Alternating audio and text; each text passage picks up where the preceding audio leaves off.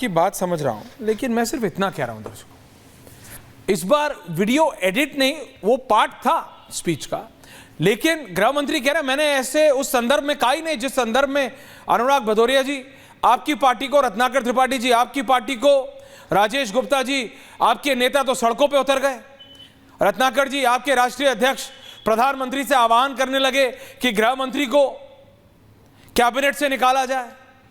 अनुराग भदौरिया जी आप पीछे रह गए प्रोटेस्ट में, आप यहां भी पीछे रह गए, कम से कम प्रोटेस्ट तो कर लेते।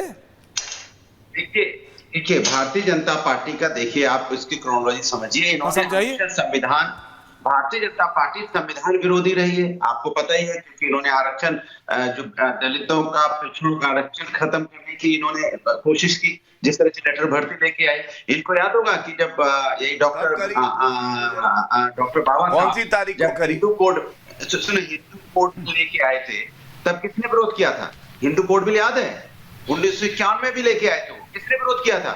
उस समय हिंदू महासभा ने विरोध किया था। और वो क्या चाहते थे? समाज के अंदर में जो रीत रिवाज, जो कुरीतियां, वो खत्म हो, उस बिल का विरोध करने का काम किया था। सदन के अंदर भी, सदन के बाहर भी तो हिंदू महासभा ने किया था। ये वो लोग हैं जो बाबा साहब की लाई चीजों का विरोध करते रहे, और जब बाबा साहब ने हमेशा से, बाबा साहब के खिलाफ कौन है? बाबा साहब सेकुलर की बात करते थे, हिंदू राष्ट्र का उन्होंने कभी समर्थन नहीं किया। उन्होंने कहा देश में हर जाति के लोग हैं, हर धर्म के लोग हैं, यहाँ सभी का सम्मान होना चाहिए। तो क्या आप उनके आदर्शों पे चलते हैं? क्या उनके आदर्शों को आप मानते हैं? बाबा साहब के आदर्शों को बता दीजिए।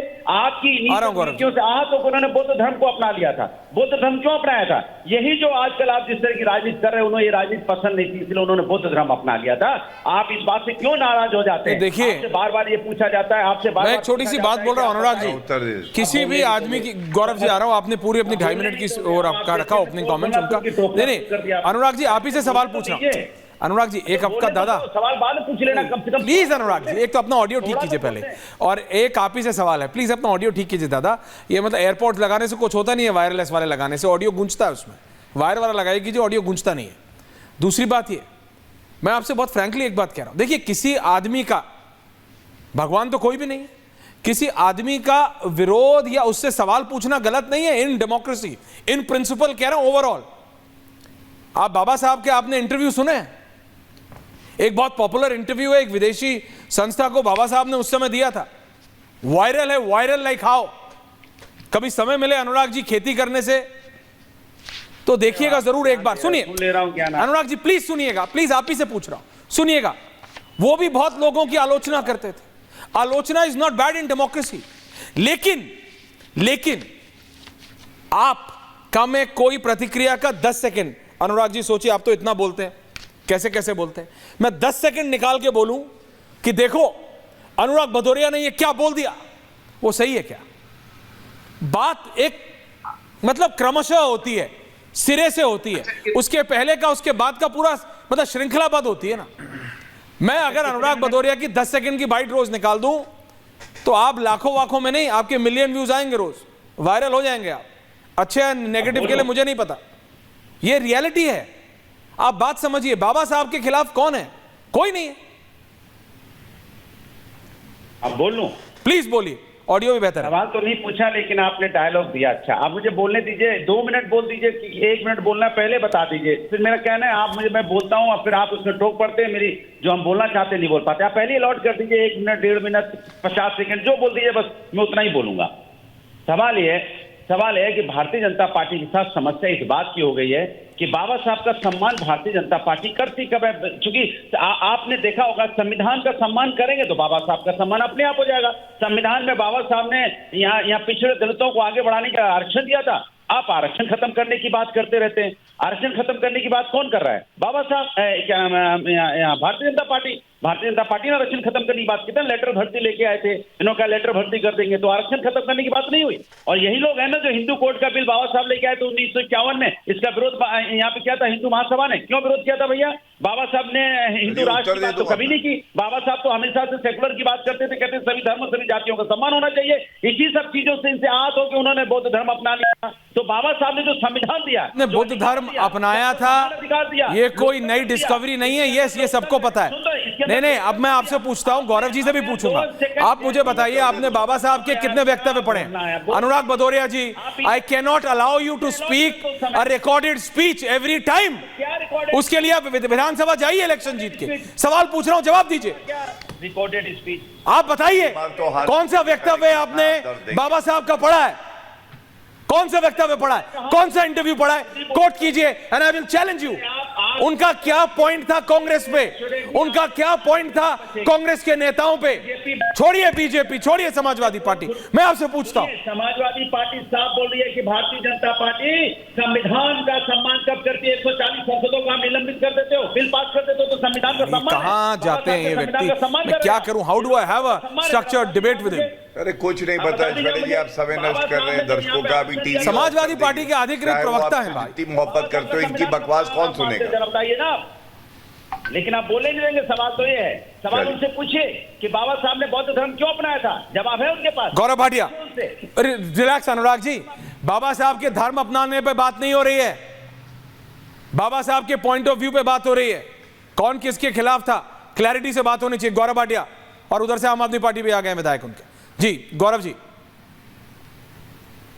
ऐश्वर्या जी, आप इनसे सवाल कुछ भी रोहित जी आ रहा हूं। वही रटी रटाई स्क्रिप्ट। नहीं, इट्स फ्रस्ट्रेटिंग। तो इनके लिए इतना ही कहा जाएगा कि ये पढ़ लिख के क्यों नहीं आते हैं। देखिए, इन्होंने संविधान की बात करी और संविधान का इनको स नहीं पता है। इनको ये भी नहीं पता है कि इसी संविधान में अनुच्छेद 370 आता है, जिसका पहला शब्द अस्थाई था, लेकिन उसको हटा नहीं पाए 55 साल कांग्रेसी। आप भी उनके साथ सत्ता में रहे, ठीक है, हटाया किसने? नरेंद्र मोदी जी ने, अमित शाह जी ने। अनुच्छेद 44 यूनिफॉर्म सिविल कोड उसी संविधान का हिस्सा है जो अंबेडकर जी ने हमें दिया है। आप लोग नहीं पालन करवा पाए। अगर वो लागू हो रहा है उत्तराखंड में और भाजपा शासित राज्यों में, तो ये भी मोदी जी सुनिश्चित कर रहे हैं, अमित शाह जी सुनिश्चित कर रहे हैं। बड़ी बात यह है, उल्लंघन क्या होता है संविधान का, मैं बताता हूं आपको। ये कह रहे थे हम बात करेंगे पिछड़ों की। अरे आप पिछड़ों की बात करेंगे? ये बताइए, आपकी पार्टी 35 साल से है, 35 साल में आपने कभी पिछड़े समाज का, यादव परिवार के बाहर का अध्यक्ष दिया? ये अंबेडकर जी की सोच है क्या? दूसरी बात, क्या आपने जो प्रमोशन में आरक्षण था उसका विरोध नहीं किया था जब मुलायम सिंह यादव जी, अखिलेश यादव जी मुख्यमंत्री थे? आपने संशोधन किया था, वो भी रिकॉर्ड पे है। तीसरी बात, अगर इतने बड़े पिछड़ा समाज के हितैषी हैं, एएमयू में वहां पे आरक्षण होना चाहिए, एससी एसटी ओबीसी के लिए बोल दीजिए। अभी देखिएगा नारे लगने लगेंगे, गुस्ताखे मुसलमानों की एक ही सजा। सर आगे नहीं बोलूंगा, छोड़ दीजिए। अब मैं एक बात बताता हूं, लेटरल एंट्री पे भी इनको कोई ज्ञान नहीं है। मनमोहन सिंह लेटरल एंट्री थे, मनमोहन सिंह, आपको यह भी नहीं पता है। उनकी गोदी में जाके आज आप कांग्रेस में बैठे हैं। वो लेटरल एंट्री खत्म करी, लागू नहीं हो पाएगी, ये मोदी जी ने सुनिश्चित किया। इसको क्या हो गया? क्या मिर्गी का दौरा पड़ा है क्या? मुंह से दूध निकल रही है भाई। Serious debate, please let's not do. अरे क्या हो गया इसको? ऐश्वर्या जी, इसको चुप कराइए। नहीं, सब शांत है।